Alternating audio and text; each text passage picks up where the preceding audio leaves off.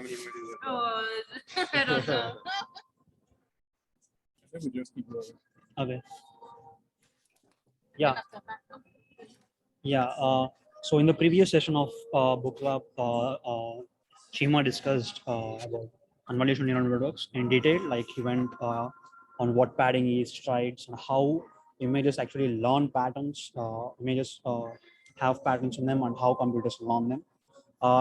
Today in today's session, we will be discussing about a bit extension of that kind of neural networks called recurrent neural networks, and the contents of the session will be like why do we need recurrent neural networks and what are recurrent neural networks, the structure, the neural network architecture or types we have in RNNs, and the next thing is forward and backward propagation in RNNs. I did not actually fill the slides for forward and backward propagation through time in RNNs because I'm preparing to actually do the math so that everybody will understand how each computation cell will work in RNN. But for Toby, I think I can actually cover that because there's a link in the final slide of this presentation where you can see the whole process which I'm doing. And finally, we'll end up the session with a TensorFlow code on classification of weights into whether they are positive, neutral, and negative sentiment. Okay, I'll get started with why do we need first RNNs in the first place? Usual neural networks have this architecture where we give in features. Let's suppose we are trying to predict housing prices based on size and number of bedrooms in the house. The usual neural networks, what we do is we give in numbers, like let's suppose this is how the usual networks will work. You give a feature and you give a feature, all the features in. It goes through a series of hidden layers and will give you an output. And you give it again. Let's suppose first you give 180 and 3. It predicts 300, 120, 90, and 5, and so on and so forth. But the question actually is whether the architecture of a neural network or the result of a neural network, will it change if the order of features were changed? Let's suppose I gave 80, 100, and 3, 90, 120, and 5, 80, 80, and 2. Will the neural network result change? I'm pretty sure there will be changes in the weights of the neural networks, but the result won't change because it actually creates formula of A1x1 plus A2x2 plus A3x3 plus B. So if A1x1 and A2x2 are swapped, it changes nothing actually. So the result will be the same. But there is actually a bit of problem with that kind of neural network for sequences, because in sequences it is a bit different. When I'm speaking words now, the order of words matter as much as the words I'm speaking, because when the order changes, the meaning might change. And this will be precarious when we are working with time series modeling. Let's suppose if I am trying to forecast the number of sales of a phone in the last 4 months, let's suppose they are 1,000, 1,200, 2,000, and 3,000 because of holiday season. If I change the order, it changes a lot for the business where they are selling those phones. So RNNs are very good at handling this kind of sequential data or time series data or sentences or of this kind. Theoretically, the usual neural network can handle small sequences like just one or two lengths of sequences, and CNNs in practice can handle long sequences such as audio samples and text, which we are not going to cover it today because that's for our next session. However, using neural networks to handle large sequences is not a good idea because of the reasons I just said. The order of words matter as much as the words I'm speaking, and that's the same case with every sequence. So, in the lab, in the previous level, each project, right? Do you think are better suited for RNN? So you speak one, right? Language, right? Text anonymization. So could you explain a little more? Me? Yes. Oh. Or why? So actually, Chima is working to give a context. Chima is working on text anonymization. He's using this language model called BERT, and now he'll be speaking about why RNNs are actually needed in terms of handling text. So specifically consider these two sentences, right? Usually the project I'm working on, you have a report, you have like the raw IC report, and you're supposed to block out specific text, right? Supposed to block out like PHI or sensitive text. A lot of times, like myself and an author, we'll see that the context in this text pays very good attention. It's very important. So for instance, if you have like this number in the string 1800, I don't know if that's a good 1-800. I don't know if that's like a good heart pressure to have. But if you have just that number on its own, our text anonymizer won't flag it. But if you have it with something like HG, I think is the unit for pressure, for like blood pressure. If you have it in front of it with like HG, then we'll flag it. That's because what the model, what's another example? Name, Maybe address. address, yeah. Address is another good one. 1800 Atlanta. 1800 Atlanta, yeah. 1800 Atlanta versus 1800. Oh, I was just giving out. I didn't know. I didn't know if we do that, but I was just giving a general. Yeah, actually, we don't anonymize that. Anonymize Right? Yeah. But yeah, we 1800, Atlanta, let's do that, right? So that's a good example of I'll say another good one is the eponyms. Eponyms are eponyms are diseases that are named after, let's say, unfortunately, Chima, there's something that is new that not many people have seen. They'll name the disease after you.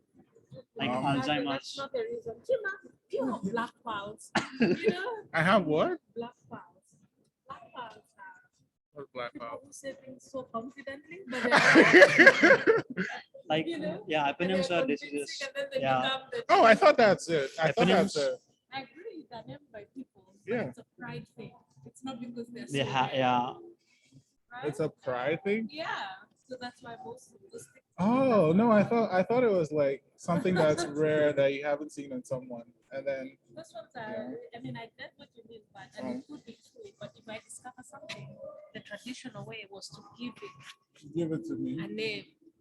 Give a name to that. So, Because- so you'll find that, let's say if I discover something, then I'll be like, oh, due this disease or something like that. So we're moving a lot away from that. But it's not because, I mean, it's supposed to be honorable, right? Mhm. Because you've discovered it fast, but it's not because, Somebody has it. yeah, Oh, like it's an academic. awesome. Okay, but it's true. So you are going, let's say you have a rare disease. Explain what you meant. Just your name alone, Yeah.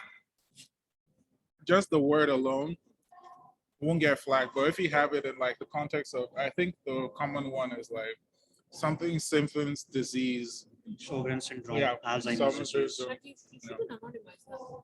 We do. Oh, We do. we actually do anonymize Sjogren's. Yeah, we do. No, because how do. will it That's what follow Harry the said. rules? No, That's- I'm not sure about whether we Yeah. can anonymize or not, but as of now, we are Yeah, anonymizing. yeah. That's That's why our the assi- anonymization. No, that's our assignment from Harry. Okay. That's our assignment from Harry. So the rare diseases are a problem when you have very few people with that disease, right? So that if you were working on that data set, and let's say we release a data set for breast mammograms, and we say, look, these 5 people have BRCA, and then you have the zip, so you may not have the zip code, right? And I'll give a talk on anonymization then. But if you have BRCA and you have a rare disease, like where we almost always know that if you see this diagnosis, you almost know the patient who's coming, then you can re-identify them, right? Yeah. But in notes, Oh, yeah, that's the point. Sjogren's is like pneumonia or thyroiditis. Yeah, actually, I previously worked on Sjogren's syndrome. Mhm. The problem with Sjogren's syndrome is that it takes almost 3.5 to 4 years even to diagnose a disease, because the symptoms of it are very common symptoms like dry mouth, dry eyes, losing your sensations, these kind of things, Mhm. which are common with lot of lot of other things. diseases. So it's not easy to diagnose that disease. So we actually try to work on a project where we actually gather all the symptoms and associated conditions, the risk factors and everything, and give a probability that it will be Sjogren's for a patient based on those things. And why I'm giving this example is there are a lot of cases where one word can be signs and symptoms and other conditions, and it depends upon the context it comes in. The very simple example I can give is the word Java. The word Java is an island programming language, a coffee, it's a lot of things. We don't understand the word Java when it is just Use that idle. note. Yeah. We have to use it in a sentence to give it a meaning, and it changes. The best example I usually give is Union, Soviet Union and Super Union. One is not that good, one is we can walk along. So I think they're very applicable in stocks. The time series data are very applicable in stocks. yeah, in stock market, anything that which actually has time as Tempo, right? yeah. Anything. So you could use even a linear progression to predict housing prices, right? Yes. But the question is, if you want to know how was it in March, how was it in April, and you want to keep that timing because you may be like, well, March and April I had COVID, right? And so you want to see how your sales went. Then you want to use that temporal relationship, and that's why they are very strong because they don't forget. Yes. Yeah. The one problem with linear regression is that it cannot identify those seasonal changes, like some sales going up in November and December because of holiday season. When a linear regression sees that, it just sees numbers going up, but it does not know the other axis is time. So time is actually sequential. So that is where these RNNs come into picture. So other things that you can use RNNs for are ICU data, Yes. right? Because Sequence, I think. exactly, right? So you want to check the blood pressure. You want to figure out when it drops, right? So you just don't want to. And there are some cases where you can actually just use it as blood pressure, but in this one, you want to be able to know, oh, okay, this blood pressure is dropping or it's going too high or something like that, right? And you're also making an intervention. So they're really nice papers. For example, every morning in the hospital, if you're unfortunate enough to be in the hospital, they'll come in and draw blood from you like at 5 or 4 a.m., which is very annoying to patients. And some people have tried to use the current neural network to say, do we need this? You know, but the only problem is that it's so hard to quantify the medical decision making. Like you don't know if I did this because that's what I would do anyway, or that there was a reason behind it. Okay. And so that's one difference. And then if you think about so music, Actually, right? I have an example of music Okay, let's generation. continue. Music generation. Music is Yeah. actually a series of notes that are bundled together. So generation of the generation of music notes is actually an example of RNNs, which I'll cover in the following slides. Okay. Okay. So now we know why we need RNNs. Though we have visual neural networks and CNNs. Now let's discuss what are RNNs. Recurrent neural networks are actually the usual the basic cell of a recurrent neural network is actually a very simple multi-layer perceptron. It's actually simpler than the usual neural networks. It just has one computation cell, one input, and one output cell. The problem is that the complexity comes where we actually recur them, where we actually attach one of those cells to other and to other, and we make a sequence of those things. So the forward propagation or backward propagation problems comes when we are propagating through each cell. And as I said, the basic neural network structure is very simple. It consists of one input, one output, and one combination of that. So you can see this screen. It actually unfolds.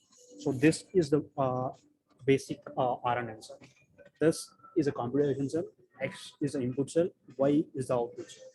That is it. That is the basic RNN cell. But the thing is, we actually recur it. We actually have a series of these attached to one another, like this. The input from one, the output from one combination cell will be the input for another combination cell. and so on and so forth. You can see why we are actually creating this link, because we want to capture the information that which has been in ht minus 1, ht minus 2, and ht minus 3. If you are trying to predict something in text like I'm in France and I want to learn dash French, it's because based on the word France I use it.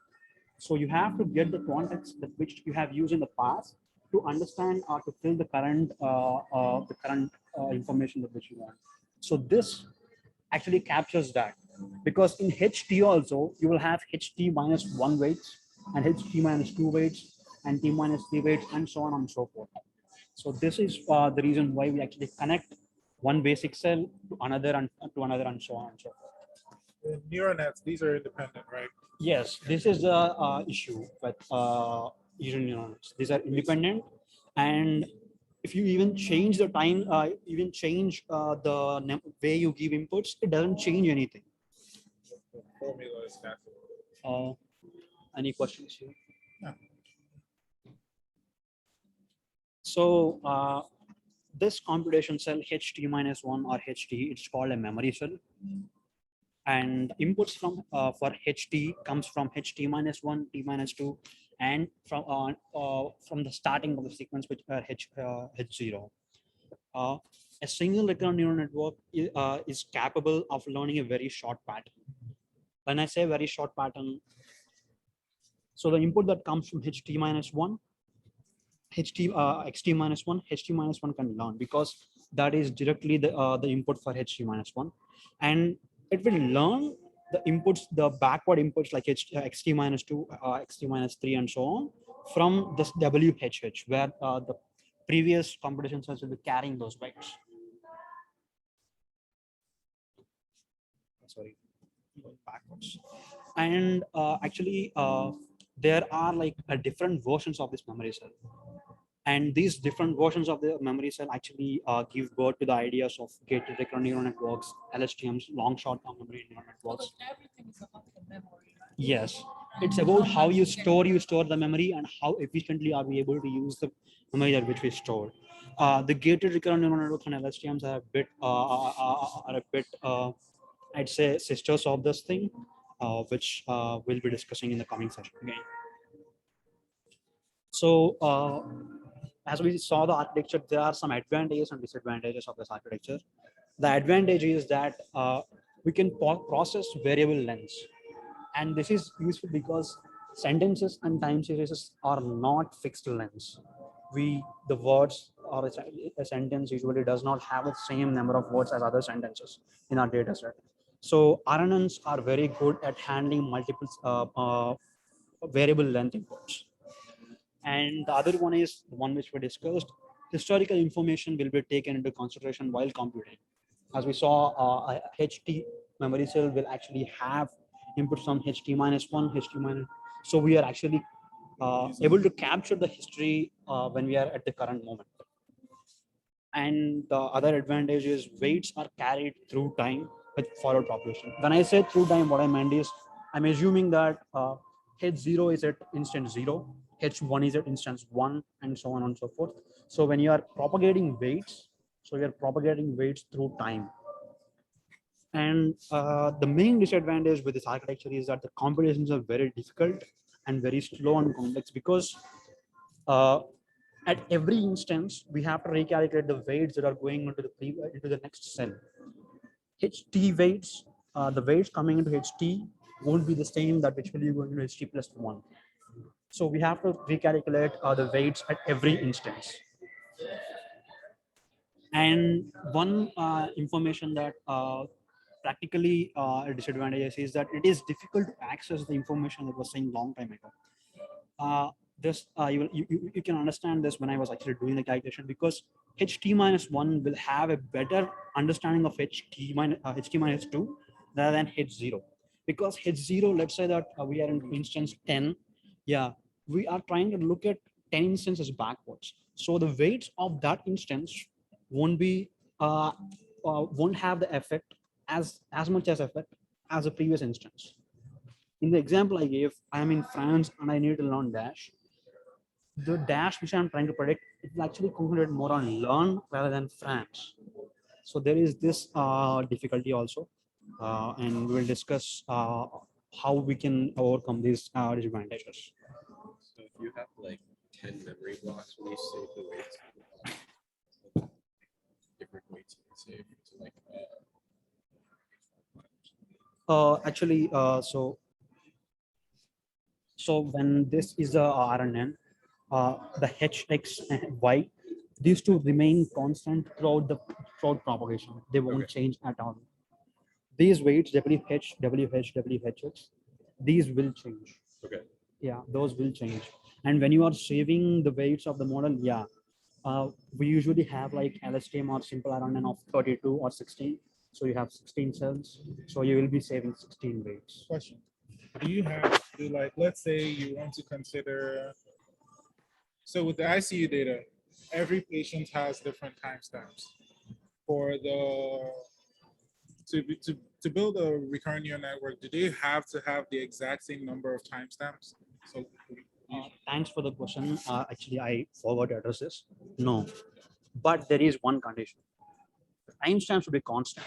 So you cannot have x0 at 0 minutes, x1 at 15 minutes, and x2 at 20 minutes. okay.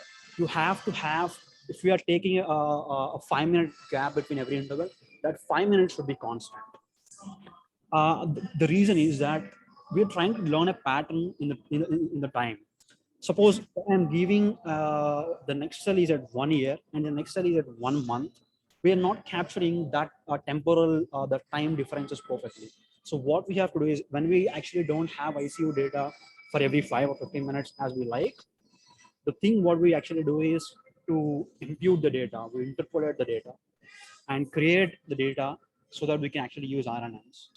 I actually have an example of this and I'll share the code, the one which I actually worked with Dr. Saptarshi in my previous works, where we actually had to impute the information such as blood glucose levels and heart rate of patients to predict blood glucose levels. I think Judy actually has a good idea on that.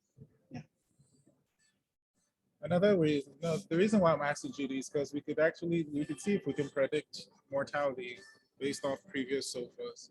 Using that. So, but sometimes that is strong. It's an illness of the Irish score. So if you're very sick, your Okay, chances of death. my definition of mortality is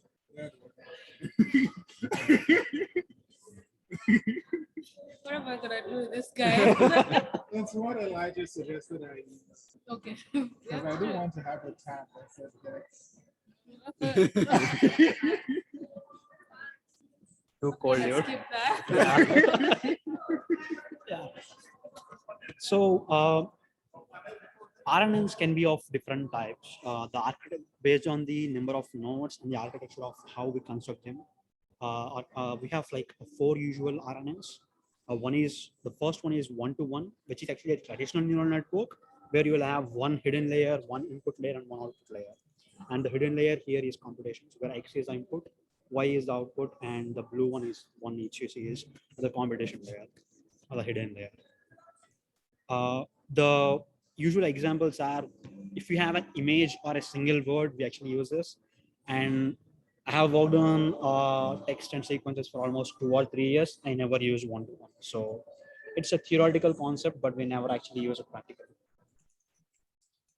The other one, this is where I actually wanted to talk about music generation, is where we actually have one input, which is usually a musical note or series of musical notes bundled as a vector, which we give as an input in one instance, and we actually collect the input outputs at every instance. So one musical note will be output at this instance.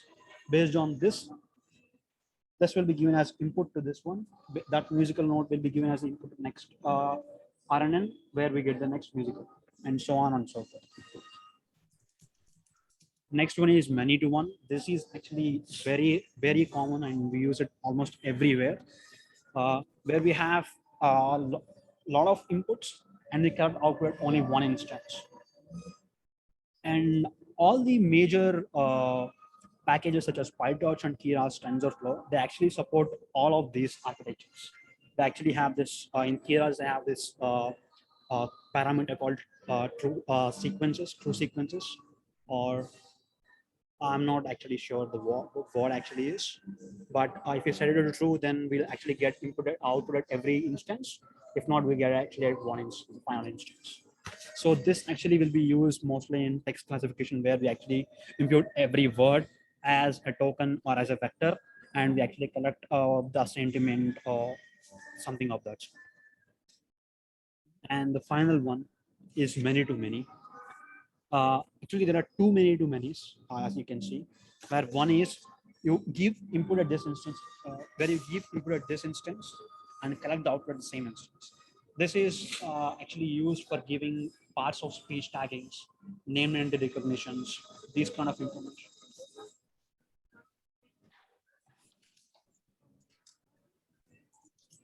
Like heard them in past, but I don't really like get it. Okay. So can you explain on this? Yeah, sure. So name entity recognition. Yeah, actually, you should stop and ask. Because we want that time and Yeah. all the time. So So name entity recognition is the name itself is name entities and it recognizes. So what are name entities? Locations, names, dates. These are different. Actually, these words actually a bit different than the stop words we usually use. Like the these are stop words, but the information like Atlanta or Peachtree Street or on Monday, this kind of information are called entities. And the reason why actually we predict these entities is in some cases we actually need to know if there's any patient information there. Let's say we actually don't want patient names in our all reports. the doctors can. Yeah. So we actually have to remove those. So we want to know whether there's a name or not. So in those in those situations, we actually need to know the entities. And we need to know entity for every word. So when we give a sequence, when we give a sentence, in that sentence, if there is actually a patient name, whether it's actually a date, this information we need for every word. So in this architecture, you can see we actually include words here, and we collect our entities here. Am I clear? Yeah. Whenever you have a question, just stop it. Yeah. And the other type of RNN in many to many actually is machine translation. And this is actually a bit of a tricky problem because you actually give inputs at every instance and you don't collect the results until the last one. And we do this because let's suppose there's a sentence with 7 words in English, which might not be 7 words when you are trying to translate into French or Spanish or some other language. So we don't know the number of words in that instance. So we cannot actually do this kind of architecture. We actually have to give every word and collect the results here. And this can be variable length and this can be variable length there. Any questions again here? Yes, Anat. You have a question? Yes. I left 2 questions in the group in the chat. Let me first read the first one. Yeah, So is RNN like a Markov chain that just learns the previous information? Yes, yeah. Markov chain actually is similar to RNNs. In Markov chain, the one thing is that you actually only count probabilities. Markov chain actually is mostly about conditional probabilities and Bayes theorem. So let's suppose Markov chain is a statistical model. The way it works is if you're trying to predict the temperature in Atlanta in this instance, we actually rely on the previous instance, just as RNNs. But the difference is it actually sees let's suppose the temperature at 11 is 24 degrees centigrade. It calculates the probability based on the next 2 or 3 instances.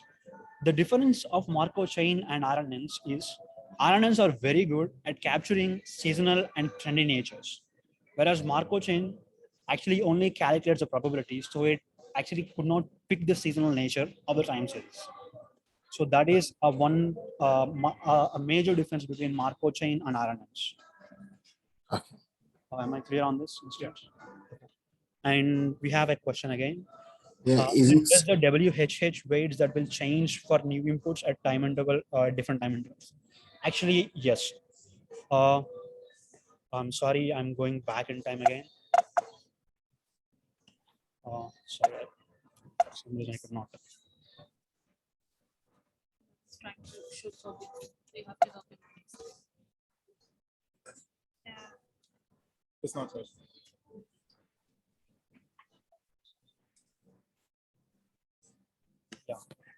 Sorry, Toby, I am resharing this. Yeah, they cannot zero take too error. much information. I think it's almost like you have to identify the states, right? Yes. They use a lot for like what's the chance of getting cancer? Yeah. What's the chance of dying with a treatment, right? So there's more that I only know this because I was studying for the exam, but I wouldn't be able to answer this question. But they have the like these states of you're well. Then some people, when you give treatment, they're going to get recurrent cancer, right?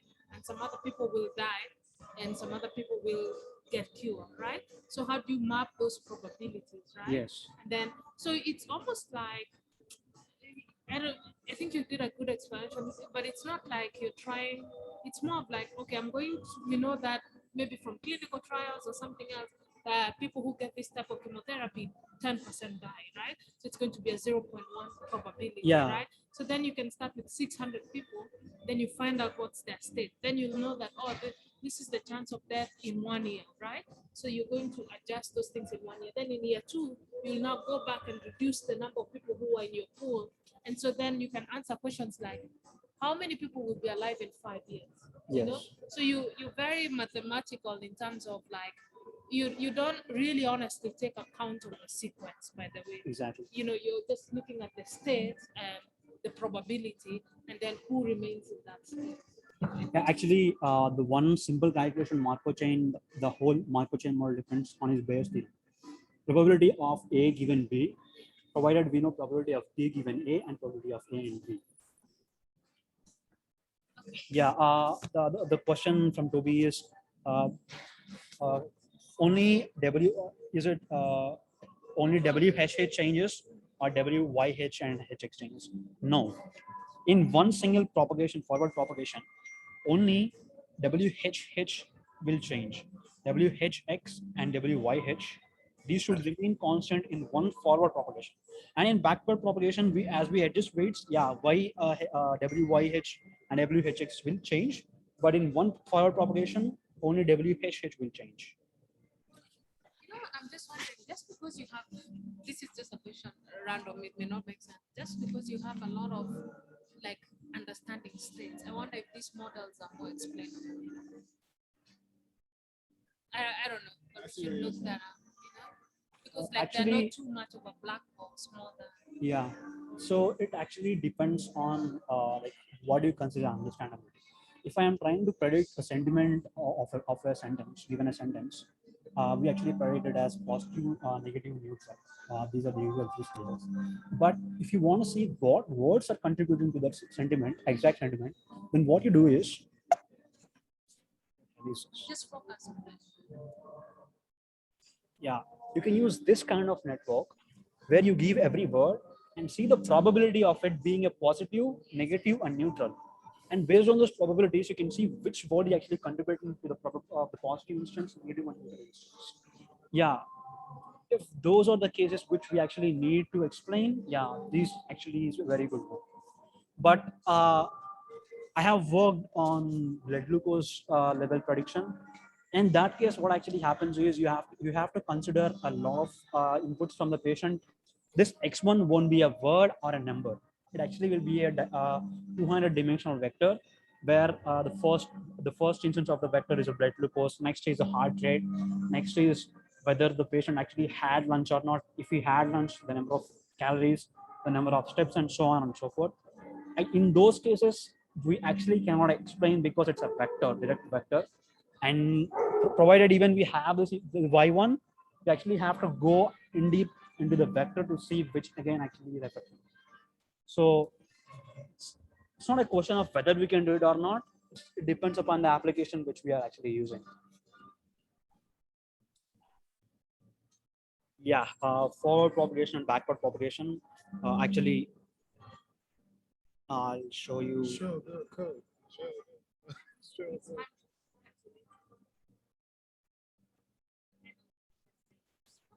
Of what? Yeah, actually for Toby, I'll actually show this. So, and we actually can calculate after the meeting if you want how the weights propagate. So let's say we want to calculate the instance AT. We, Don't worry, I will.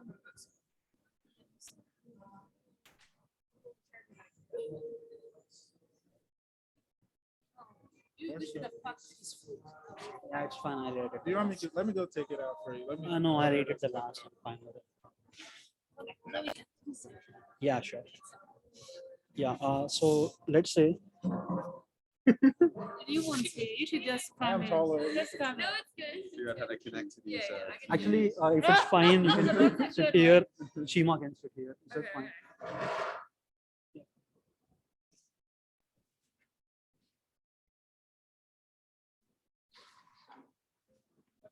Sorry, we have to squeeze in a little bit. Yeah. To carry, we discussed in forward progression, we carry weights, right? So how the weights are carried But is, as you, it's so weird, but as you explained to us, you should really use the mouse Okay. so that Toby can see. yeah, Oh, sure. Because yeah. us guys can see very well. But Oh, Yeah, okay, That's yeah, got it. So actually this is the combination cell, the single combination cell, which I can notice for you. yeah, which I was talking about, the single combination cell. This is a combination cell, and we actually can see how it actually works. When we are trying to calculate AT, the weight that which is going out of this instance, we calculate WAA, which is this arrow, which is coming from the XT. Sorry, WAA is actually a weight coming from this side, AT minus 1.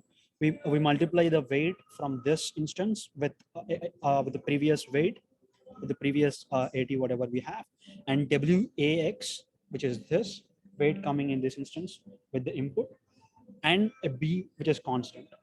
So What do you initialize the first one as? Is it random? yeah, actually, A0 will be random.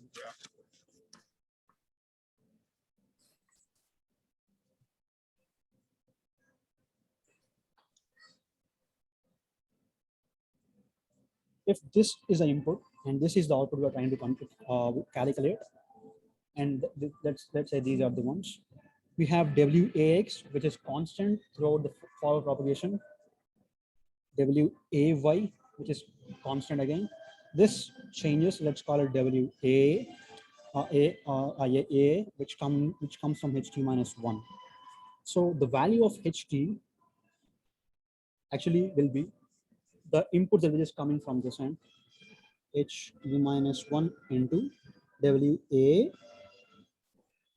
plus the inputs coming from this end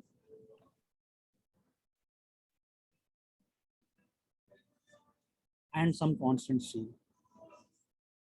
And we actually apply a softmax function, a sigmoid function. Let's call it gradient function G1, and that will be the value of HT. And the one question, yeah, thank you. No problem. Yeah, the one question that analysis you can ask me, and then like at HT minus 1, yes, we are getting an input. We are getting the weights of HT minus 1 for HT. How about for HT minus 1? is that you're taking the previous weights Yes, and you're also taking the new inputs yes, and then multiplying those by ones. yeah.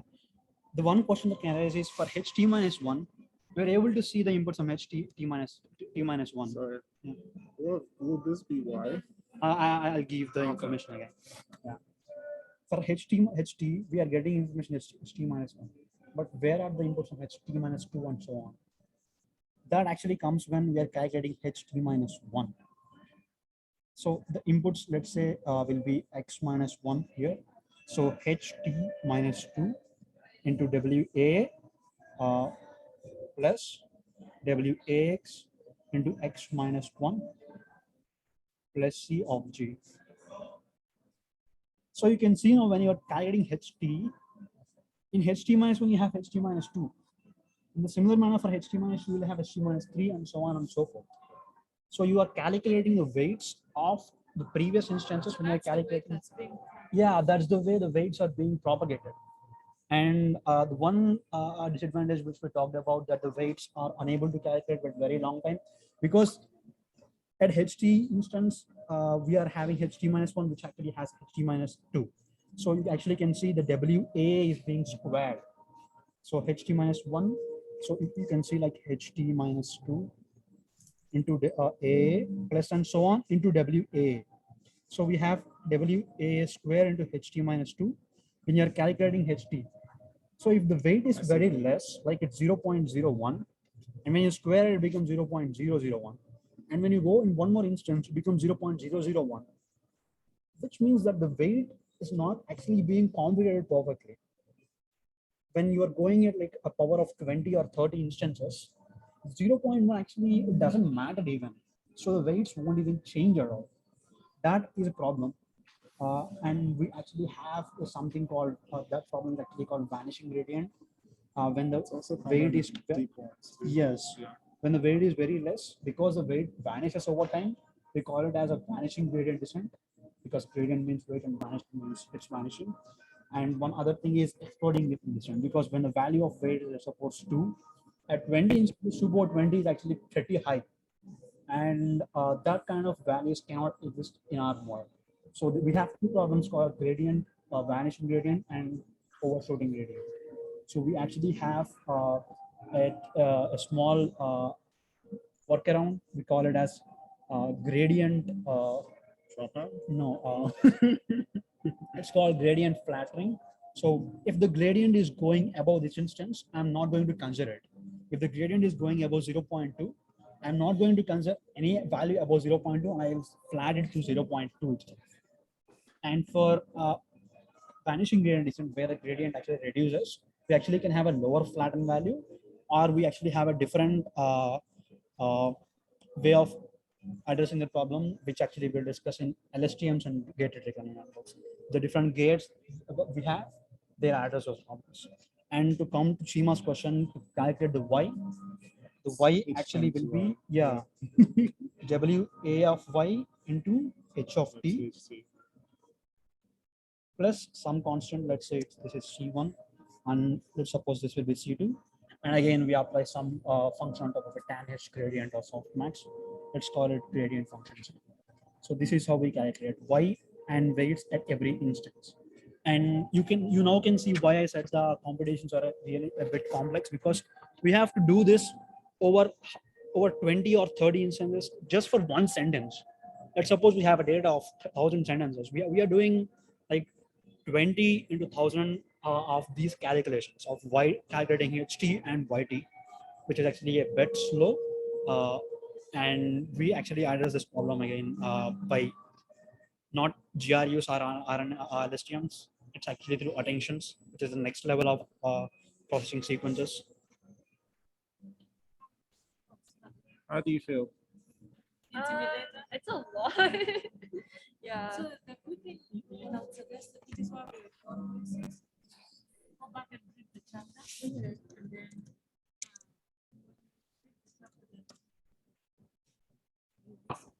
Okay. Yeah. some clarity. Then another what I'll ask you to do is just maybe like make very short videos or share your code with your but share like small videos of like how you find something like this. And I think it's just I try to tell people, and this was the thing, like not to get intimidated. Language. It'll come with you. Yeah, and also remember you're coming in like pretty late in the Google. Yeah. Yeah, actually, if you have any questions, I think Chima actually has the book. He can share it with you. Read the points, and if you still have questions, we'll actually be available on the club almost every day. Don't be intimidated by the math. We don't do math. Yeah, don't do actually, math in our the one simple thing is, though we talk math, we do it actually in very less instances. So it's not like whenever we are doing LSTMs, we It's actually not, yeah, calculate. we're not doing all this. Yeah. No. Something else does this for us. We just want to understand. Yeah, all the major packages have these calculations with them, so you don't have to. And these are the references. So if anybody has some doubts, you can go through this. Yeah, Stanford actually That's has a a really very good way of explaining. Yeah, I actually get this architectures and these things from here. And if we are not going to do math. It's fine, but you can just read like how the back propagation also exists. Now I actually explained only forward propagation, but I want to skip backward propagation because I want not to get bored. So yeah. So yeah. So now we'll actually see a small code on how we can actually predict the sentiment analysis for tweets. And I'll share this notebook with everybody whoever in the book club, so that actually they can replicate the process. So I'll run this on fly, and this shouldn't take that much time. Real quick, how familiar are you with pandas and NumPy? I worked with it like 3 years ago, but like not that familiar. Yeah, don't worry. I'll try to make sure that we'll discuss every cell. So the first cell actually doesn't do anything. It just imports or gets the packages, and it sees what all files we have here.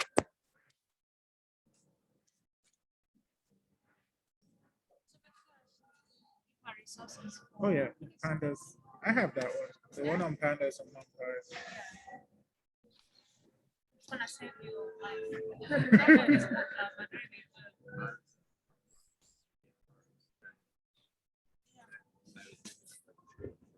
And then I found pandas group by. oh my god. Yeah. So the outputs here are just two different files. One is training and other is testing. So now with what we do is we read this the CSV with a function called read CSV, and we give the file name, and we give the encoding as Latin because there are some characters like Text. yeah, text when you're actually reading French text, there are a and some caps, these kind of things. So we want to lead into a keyboard typable words. So we see what are the contents of this file. You can see for every tweet we have a username which is anonymized, screen name, the location where it has been tweeted, the tweeting time, the original tweet, the text, the tweet, and the sentiment. Neutral, we actually have 5 sentiments here: extremely positive, positive, neutral, negative, and extremely negative. So this would be useful. Let's say we're selling chicken. We want to What? see if people like it. Yeah. And then Yeah. So let's see what the test data set actually has. It actually has similar information. The Real Just- quick. yeah. So normally, anytime you're given a data set, and we do this, you have to split it into training and testing. So the training is the one that you build your model on. Testing, your model, you don't touch it till after you're done training. That's what we do. So the idea actually is to train the model on training data set, and you see the performance of the model on test data set. So that's why we do not show the test data set to the model, because then we'll be cheating. So now we want to see how many sentiments we have in the training data set, but I gave you the information prior. We have 5. These are the ones. On the similar one for test data set, we have 5. that's going to be important in something called like stratified sampling if you have to, right? Because if you only have one class of something, you can't predict it, right? So you always need to have a look into your subclasses to make sure the ratios are not the ratios, but the percentage, the proportion I can't remember what it's are called. matching. Yeah, it's actually called stratified. Yeah, it's stratified. Yeah, So, this is actually useful when you're trying to predict if a patient has cancer or not. yeah. And it's not like every patient comes in Most patients has don't actually have cancer. cancer. So you'll have 1% patients, and you have to make sure that you will have the equal proportions in training and testing. It's not like we have 1,000 patients without cancer and 20 patients with cancer in training, and in test we have 50 patients with cancer and 50 patients without cancer. So that actually is something which we have. Yeah, the distribution should be uniform mostly. And if it is not uniform, that's actually called different problem. That's called concept shifts, which is a very different problem.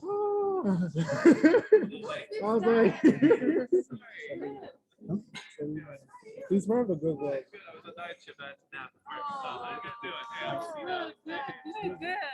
He's more of a lab. Oh, you've never, yeah, Oh, I you don't didn't come think for he's the mad lab yet. meeting. That's why you don't know him. Go ahead. Actually, we are pretty near end. That's fine. Let's see. Yeah. So in this cell, what we do is we are not including any information, username, screen name, location, these things. We're actually considering only the tweet, the original tweet with text and the sentiment. In training and test data sets, by this command, what I'm doing is I'm ignoring all the other columns and I'm taking only the original tweet and the sentiment. The same I'll do for text data set, test data set. And this two actually does nothing. They actually try to convert the string into a string. I know it sounds a bit darker to convert string into a string, but what happens is in some cases, there could be just numbers, and numbers, if we are trying to read it as a string without converting them into string, it will be a problem. So it isn't that much necessary, but I'd say, yeah, it's a precautionary one. So you run it simply. Yes. And now we actually use a different library called scikit-learn, sklearn, which is actually, Book is about cycling. yeah, this book is about scikit-learn. So what it does is it actually starts a process called label encoder LE, and this LE takes sentiment. The reason we do this is that we saw that sentiment actually here is negative, positive, neutral, extremely positive, extremely neutral. We as humans know what those words means, but for a computer to learn, we don't, that doesn't know. So what we do is we actually label it as 0, 1, 2, 3, and 4. To say that that is a different category, we label it as directly with numbers. So that is the information I'm doing it here for training and testing data set. Question. Yes. Was there a reason you went this route versus doing like the categorical encoding? The one hot encoding. Yeah. Yeah. The This other. is just a label though, right? So this Yeah. is the sentiment. While, Okay. while the one But if it's an input, then we do that. Yeah. so, Yeah. because this is Actually. the output prediction, you know? So, yeah. Sorry. So let's suppose if we have an output of whether it's what type of answer we're predicting. Let's suppose we have type 1, type 2, and type 3. I don't know anything about this, but I just read some names. We actually can label this as 0, 1 because this is the output. And the reason which we cannot do this for input is, let's suppose we have countries. Let's suppose we have only 3 countries: US, Canada, and Mexico. No, you're fine. Okay. Let's suppose we are encoding this as 1, 2, and 3. So the intuition comes is CA plus CA, Canada plus Canada. It doesn't make any sense. But when you convert this as this, so Canada is 1 and Canada is 1. So you add it to Mexico, which doesn't make any sense. So in these cases, when these are inputs, we cannot do a label encoding because this problem arises. And in most cases, this doesn't hold true. So we actually do it as a whatever, yeah, one hot category encoding. So what we do is, for US, we do it as 1, 0, 0. And for Canada, we do it as 0, 1, 0. And for Mexico, we do it as 0, 0, 1. Keras actually does this for you. Yeah, Keras actually, Keras and scikit-learn, these actually have this one hot encoding thing actually converted. And there's actually a problem where we have 290 countries. What if we have 297 vectors? So there's actually a way we can do it. It's called bucketing, where let's suppose we are trying to sell phones and we have this information. Let's suppose we only care about top 10 countries. What we do is we only take those 10 variables and we bucket all the other things into something called others. So that's called bucketing. So we'll have 11 vectors instead of 290 or so. Are we clear regarding this? No, He's watching some me? basketball. I'm actually not interested in any of those. He doesn't even remember the question he asked. I do. Yeah, so and one more small change that you can observe is here I'm doing fit transform and here I'm doing transform. The change is, what fit transform does is it takes the inputs from positive, negative. Actually, this is a very good example. Positive, negative, neutral, and extremely positive. It maps positive as, let's say here it maps positive as 0 and neutral as 1 and so on and so forth. It actually has to map the same with test data. It can't go say like negative is 0 here because it is appearing first. No, it is not possible. So here you fit and here you just map those fits. So those two functions are a bit different, fit transform and transform. So we have fitted those. So now what we actually do this here is This is where we actually use TensorFlow, which is actually a backend of Keras.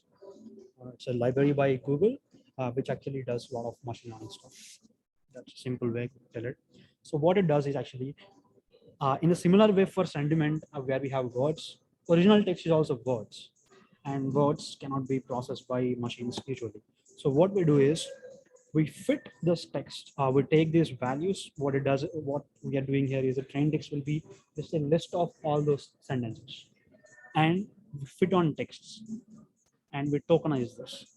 The way it tokenizes is, let's suppose it saw the first tweet is a hello world. Let's suppose that is the first tweet. It takes hello as 0, world as 1. And in the next instance, if there are next two words coming, 2, 3, and so forth, so on and so forth. And if a hello comes next, we don't actually tokenize it in a different one. We actually tokenize it as the same 0, whatever we have. So by doing this, we actually are converting all the text information into numbers. We are encoding it into numbers, and we do it. We do the tokenizing for both test and trained data sets. Actually, there are many sophisticated methods of doing this tokenization, but for this example, I just did like number tokenization.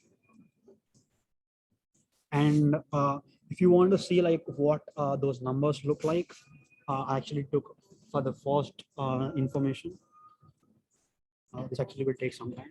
This is good, right? So that ultimately it has to be numbers to be understood by the computer, right? Yes. So this is the So these are the numbers at which the computer will show.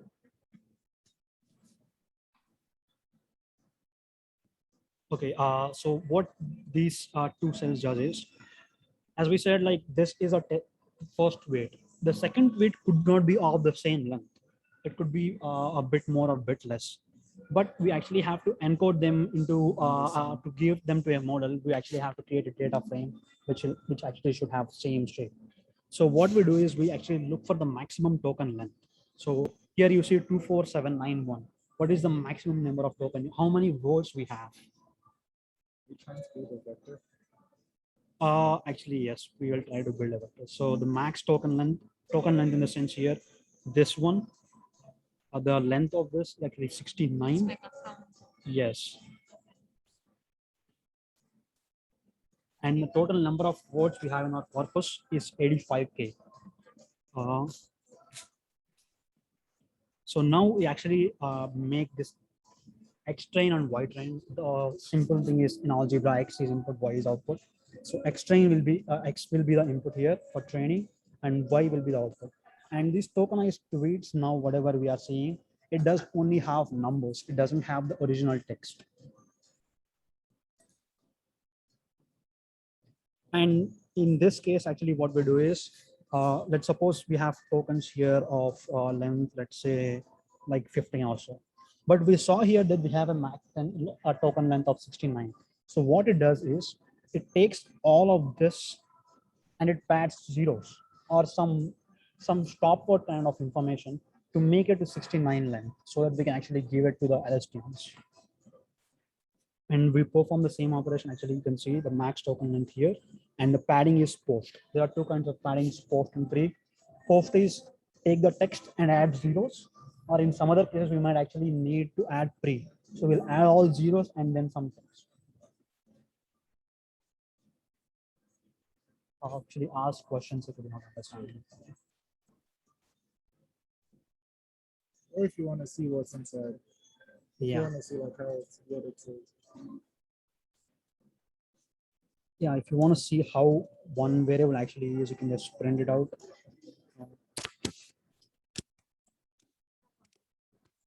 He's doing a fantastic job. Yeah, this is the one hot encoding he's talking about. You see, we convert that into this thing kind of things. We don't have to do this in this case, but I just did it. Yeah, so Chima talked about splitting the data. So why we split the data in this case? We can ask, like, we already have test and train. Why do we need to split the data? But the small information that which we have to take is, while training the data itself, we have to know whether it is training properly or not. So we actually train the data, and we actually take a small piece of training data called validation data, and we see the metrics on validation data. If the metrics of validation data are changing as expected, then we say that the model is going in the right direction. other than just training the model for 20 hours and just realizing that it's not doing well, which I do in most of the cases. This is a better way of handling things. So the small portion I'm taking here is 15% of the data, of the training data. I'm splitting it as a validation. And you can see now the shapes of those things. We have 34K of training, 6K of validations. Just do the math, I think it should add up. Yeah, this is where all the magic happens. Yeah. So I'll explain every word here. So sequential, actually, there are two ways of building a model, sequential and functional. Sequential is a bit easier to understand, so I did sequential, which Keras offers. And for the sequence, the first thing we need to give, the very first thing we need to give is the inputs, where the inputs are the text, which are converted into tokens. These tokens will be the inputs. And the max token, whatever we saw is 85K, we do it +1 to make sure that we had converting from 0 to there. And 512. 512 is nothing, just I'm trying to make it into 512 dimensional vector. This is actually a hyperparameter. And if anybody doesn't understand the word hyperparameter, it's something which we can change in the model, like number of hidden layers, number of dimensions in our input, those kind of information. This embedding layer is the input. The other way of giving input is directly by giving the word input. There is another layer called input layer. We can actually use that. The next thing is dropout layer. So the reason why I'm actually using dropout layer is, let's suppose we have this whole information like 69 tokens and 69 tokens by 34K tokens. By giving all this information, I am feeding the neural network with a lot of inputs. And when you give a lot of inputs for a neural network, the bad thing the neural networks do is they tend to overfit. So they tend to see that if there is a word not, it's negative. If they have some words such as good and patience, they might actually flag it as positive. So they tend to overfit on one word, and we call that problem as mode collapsing and overfitting. So to avoid it, what I'll do is I'll take 10% of words and I'll just vanish them completely. I'll just vanish them to 0. By doing such thing, what I am doing is I'm not showing the neural network everything to learn. I'm showing a part of it and it learns, and again I show a different part of it to learn. So we actually do 2 different layers. In between, we actually include a simple RNN, which is a function that which Keras provides. Keras provides. This simple RNN is nothing but the one which I showed the architecture, where you have one basic cell attached to one basic cell, attached to one basic cell, and so on and so forth. So I actually had 32 simple RNNs. Yeah, I'll share this code and I'll write comments before sharing this code. So if anybody have any questions, approach again. So the next 2 layers, what I do is dense 64 and activation as a ReLU. Actually, there's a lot of information, but I'll try to decode it. What I'm trying to do by densing it is, so let's say we have 34K and 69, these things. So the final vector here we actually need is 5-dimensional vector. 5-dimensional vector, whether it says the probability of this being a positive is some number and so on and so forth. So to get this 5 from whatever we have 69, so what I'm doing it is I'm giving an intermediate number and I'll cut it down. So the activation function ReLU, there are a lot of activation functions such as sigmoid, softmax, scanH, and ReLU. The reason I am using ReLU here and softmax in the next layer is that softmax and sigmoid are used for classifications. This is a classification. And the question is, if it is a classification, why am I using ReLU here? The ReLU is because the 69 inputs, whatever we have, or the number of 85K, whatever the dimensions we have to reduce it to 64. And this 64 should not be just zeros and ones. It should be probabilities. It should be numbers. So in that case, if you want a continuous value, use the ReLU, PReLU, or SeLU. They will have different for continuous values. And if it is for classification, use softmax or sigmoid. So that is the reason why I'm using 64 here. And the next is YCat. Y category, actually you can see Y category shape of 1 is 5. So to get final 5 classes, I gave this as a final 5 classes. and the softmax. Softmax we use it when we have more than 2 classes. Sigmoid is when we have 2 classes. And I'll compile this model using binary cross entropy and RM optimizer. I'll use accuracy as matrix. Again, this has a lot of information. The loss function is a criteria how I calculate the loss of the model. When I say a loss of the model, what I mean is I'll show a sentence to the model first, and I'll say, let's say that is positive, but let's say it gives a probability of positive being 0.8 and negative being 0.2. Then what I'll say is no. Positive is 1 and negative is 0. So you have a gap of 0.2 that which you should cover. So that loss is being calculated. And it's not just as simple as the 0.2 calculation, but that is the idea actually. And optimizer, optimizer is a way actually we reduce the weights, where we adjust the weights. And accuracy is just the usual word accuracy. And we'll see a summary of it. The reason I am showing you the summary is you can actually see the number of parameters at every layer. So in this layer, you have like so many parameters because we have 85K tokens and 512 as dimensions. And the next dropout actually doesn't have anything. And the simple RNNs and so on and so forth. Finally, you actually have to see this trend where the parameters will be higher in the first and they should drastically drop when you come down. And the total number of trainable parameters in our instance is this much, 4, 3, 6, 41K and so on. Now I am fitting this data on training data and trying to validate using XVAL and YVAL, which I actually splitted the 15% if you remember. And I'm training it to 5 epochs. So I'll train it for 5 iterations. Epoch is an iteration of training the model. So if I'm doing it like the usual thing is if the number of training epochs is more, it will adjust better. And the batch size is 32. Batch size is when I'm training the model, I just don't give it 1 sentence at a time. I'll give it 32 sentences at a time because to save time, simply. That is one reason. There are a lot of reasons actually.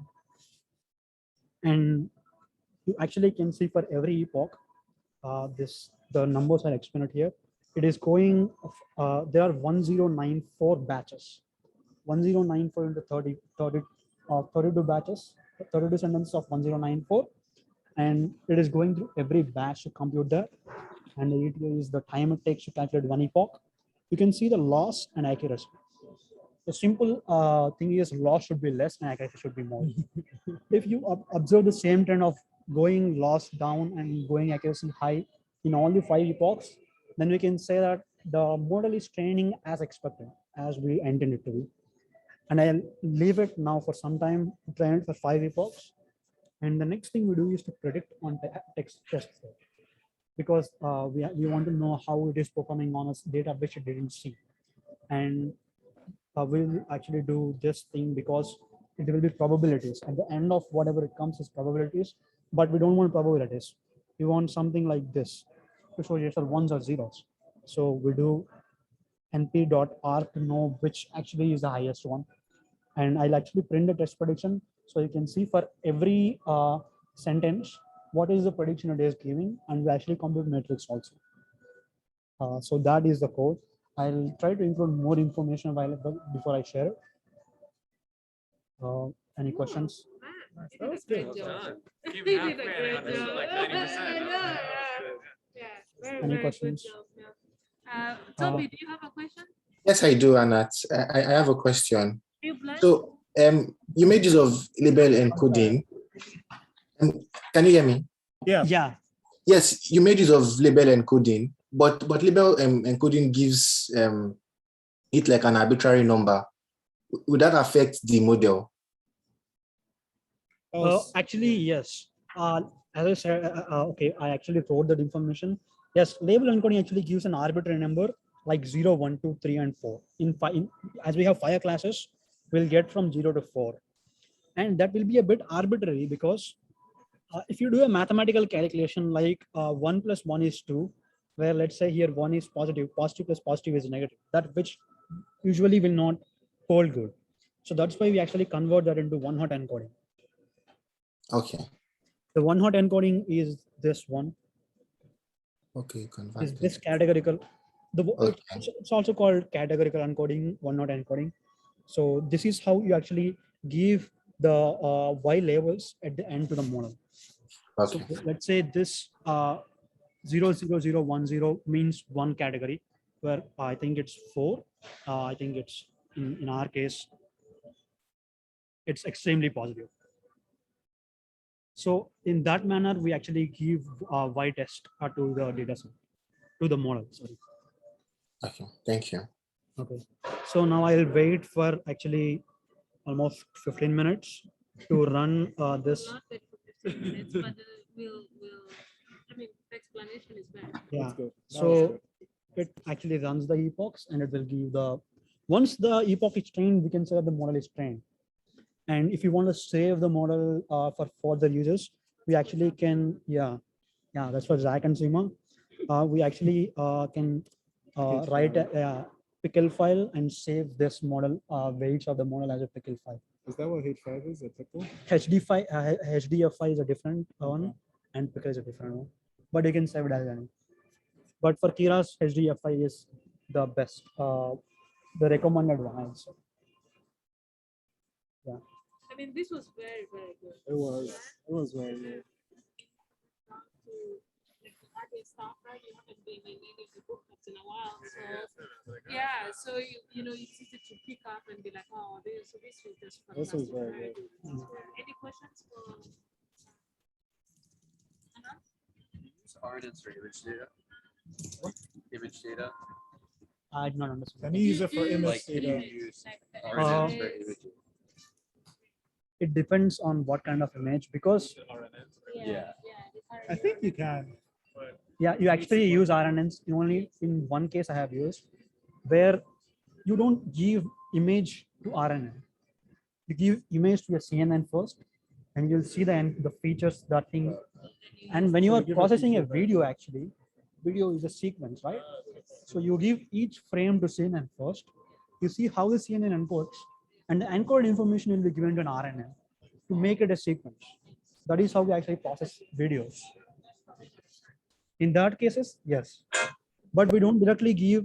I have never faced a case where we directly give image to an RNN. Yes, yeah, convolutions are better for feature observation rather than RNNs. Everything good? I think it's I think I have to process it. don't be intimidated. You should come back. Yeah, it's fine. Yeah, actually, if you come two or three meetings, you'll get you used to get used to everything. it. Yes. Then you present. Yeah. Okay. Yeah, come on, yeah. So the next session will be again on Forward. no Oh, thank God. on processing sequences, but in the place of RNNs, we use different. I'll talk about different networks, gated recurrent neural networks and LSTMs. Those are a bit different from LSTMs. The only thing that changes actually is, remember, the computation set. You see this computation cell. This is the RNN computation cell, but this is not the most efficient way of storing memory and propagating memory. The only thing it does is just calculate weights and just send it. It just, when schema comes, it attaches it label to schema and it sends it. That's how it actually works. But that is not how sentences should be handled. So to handle it in a better way, this architecture will be changed in gated recurrent neural networks and LSTMs. They actually have 4 gates called memory, input, output, and forget You gates. said that's the next session. Yeah, that is the next session which I'll be discussing about. Question. Cool. How does so I know the timing. So I know the timing matters, right? How do you account for the order of the words? You get what I mean? No, actually. So that's Yeah. the So memory. yeah, when I give a word like we are in a mall, we are in a mall. Yeah, in the Oh, okay, mall, okay. mall. It's an mall. example. Yeah. No, no. Okay. So the inference actually is we and R have one word in difference, and the R and the next word has one word in difference. Okay, okay. So that is, when we speak words, we actually take it for granted that the words are just one syllable in difference. Mhm. So what we do is, for if you give V to uh, one node as input, we take the next node as input for the next word. So we actually take it as granted. When we are speaking words, we take it as granted actually. We know that it is one step away every time. But we cannot take it as granted in the case of what Judy was speaking about, ICU information. Because in ICU information, you cannot be sure that for every 5 minutes we get it. Let's suppose for the first star we get it for 5 minutes, and the next star we are getting it for 15 minutes. Then we actually have to adjust the data to make sure that we are getting it for 5 minutes or 15 minutes based on our observation. So if we are doing it for 5 minutes, then we have to interpolate the data. If you're doing it for 15 minutes, then we can just extrapolate the data by skipping the 2 instances. So that is how we adjust the time interval. And this is a very important thing, that the time interval should be constant for a time series thing. You cannot actually have 5 minutes and 10 minutes intervals going in hand to hand. That is not possible, and that is, if we are doing that, actually then we are not giving we are not encoding the time information perfectly. So,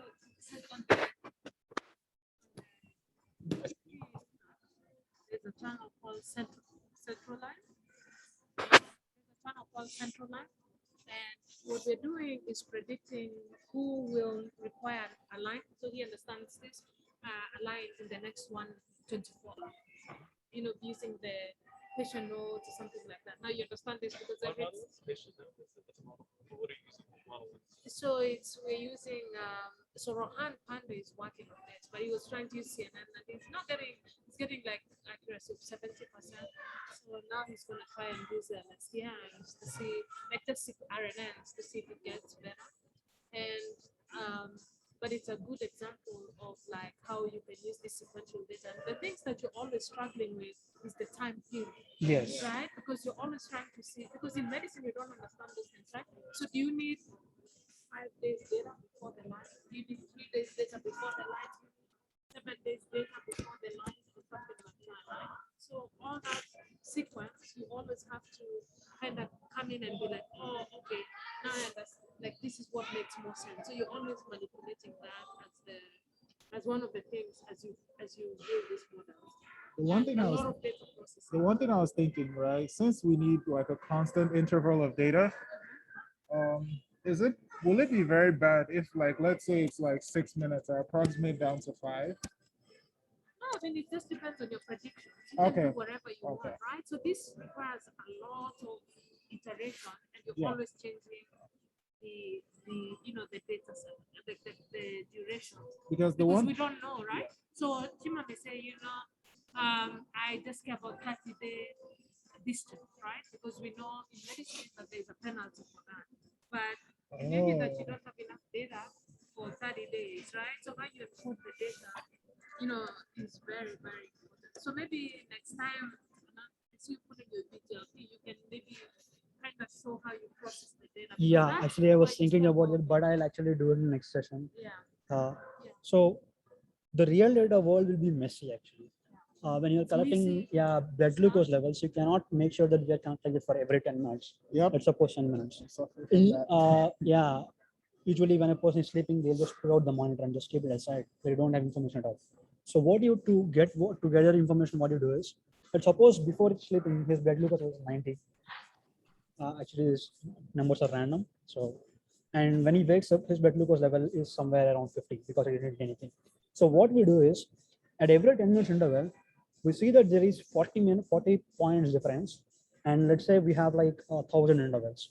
So we reduce every point at every instance. We reduce it by 40 by 1,000, and we reduce it by 90. At the next instance, 89.5, 89, and so on and so forth. It reduced to 50. Or if you have some other another better way of including the data, you can do that too. So that's how we include the data and just fill the data. Yeah, we don't do a lot of RNNs in the lab, but if you think about real life, we actually have to use a lot of it. I think they are very like if you were to work in stock exchange, finance predictions, right? If you were to do like these predictions, like for utilizations. Hey, Toby, he's not seeing it. He didn't see you. He was dozing. Just saying hi to you, Toby. How's it going, man? Okay, I'm fine. I couldn't see, buddy. You know, but I think it's something that you should at least try out, you know, or have an understanding that this is where you would use it, right? Yeah. So that's the thing, right? So on this hand, I want you to try and actually build the models, but on this end, you just need to know, okay, in this case, oh, this is what I would use, you know, or this is how the people that I would use. Yeah. Okay. Cool. Oh, yeah, I know. You're not very Make sure I that see she why- comes to I the see next why round meeting. Come everyone on. is afraid. Yeah. You know, and he started by saying you should not be afraid of Judy. I'm not afraid. No, it's true. I know you give up. You can't be very. Oh my. See now, is this the protection that I have? When I'm Try to support you, buddy. Yeah, that's the end of my presentation. In the next session, we will go through again in a different. Okay. Um, And next session, where are we going? Anat, By last the- question. Yeah. Yes, so you said RNN can be used for sequences, right? So can you use it for segmentation? Image segmentation. Image segmentation? Yes. No, you cannot actually use image for segmentation because a segment of image is not a sequence. It's just combination of features. That's it. When I say a sequence, what I actually mean is so yeah. Let's say that we are actually trying to use it for a segment. Let's say we are actually trying to look for a dog in a particular image. The dog, whatever we are having, it is not sequentially. Yeah, I have one. So worked on that's a mistake. I wanted to type it previously. So like that's a mistake. I was about typing it before, so I just clicked on enter. Okay. Yeah. Yeah.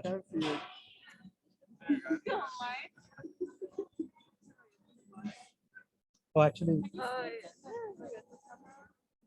Just not like this. It'll be easier for my face. Anna, can you use RNN to extract like sequences of information from an image? And I'd say cheese. yeah. Oh, I should use. I just said that. Give us a minute. Actually, I take a picture. Turn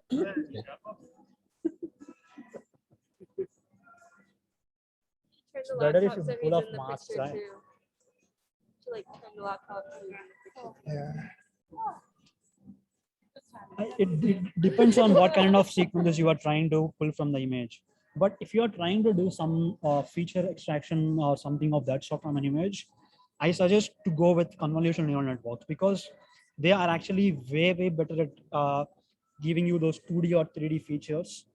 Convolutions are way better because you see that in a word, when we are speaking words and when we are trying to give it a machine, we are giving it like one word at a time, right? But when you see an image, we don't see one pixel at a time, right? We actually see a bunch of pixels at a time. So the convolutions work in such a way. So imagine that there's a large image in a very black room, a very large image which you don't know what it is. How would you see the image? You take a torchlight, you see the first point, and you go sequentially and so on and so forth. That is what convolutions do actually to see the features in that image. RNNs are not very good at seeing those sequences, image features. Okay. Yeah. Thank you.